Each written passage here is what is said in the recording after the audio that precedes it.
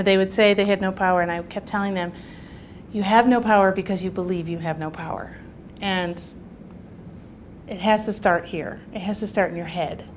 And then I would say, and I would pick up one stick and I would say, if one person speaks out, and I would break the stick.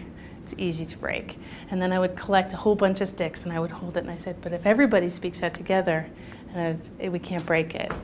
And you press out the water and it creates these little donuts, and they're called briquettes, and they actually have a little, because it's a donut shape, it has a chimney effect that actually they burn hotter than regular wood would do, which is great. So we conceive of this wonderful hands-on science program where kids can bring the stuff from school, and they can learn this whole process, and they can make the things and take it home to their mom and make observations of how it works and improve their product. Great.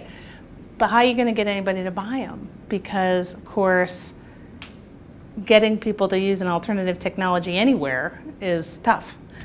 So that's where another part of our program that I talked about was our music and art. And if they can make enough briquettes and sell them, we could help fund teachers, and they could also hopefully help bring in alternative incomes for their families so more kids can go to school. See how it all ties together?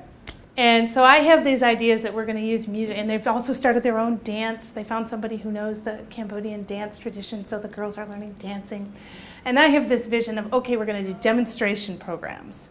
We use music and art, and we'll demonstrate these, why it's important to conserve the forest and use an alternative cooking fuel and try this and yada, yada. The biggest lesson that I've learned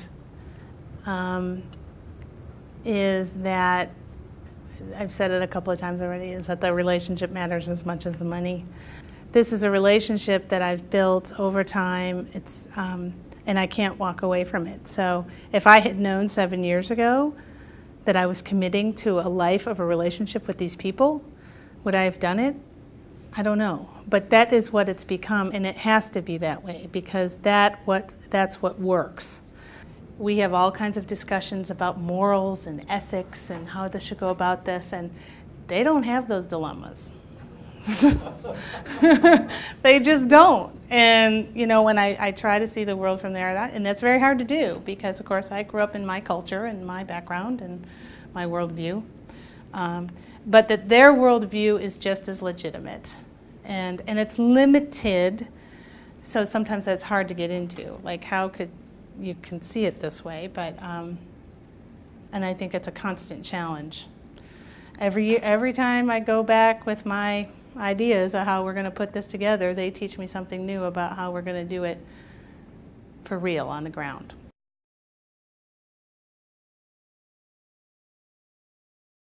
Unable to write a letter in return, the birth mother dictated one to a scribe.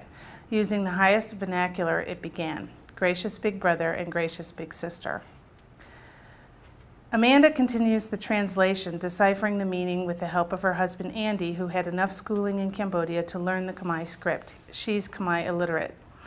She says her son is so lucky to find you, a good family to take care of him. Because she cannot take care of him, she was afraid that he will die. Now she knows that he must have done something good in a past lifetime to find a good parent and have a good life.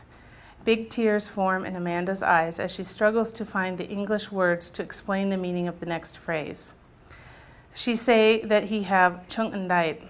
It's a very high word. It means he has bones that float, like a sacred thing that rise up above all the bad things and float away. Bones that float, a physical explanation of God's favor, like incense smoke, impermanent and drifting. Grady has them, Amanda has them, and Sylvan wishes he did. The unsmiling mother and daughter in the picture were not blessed with bones that float either.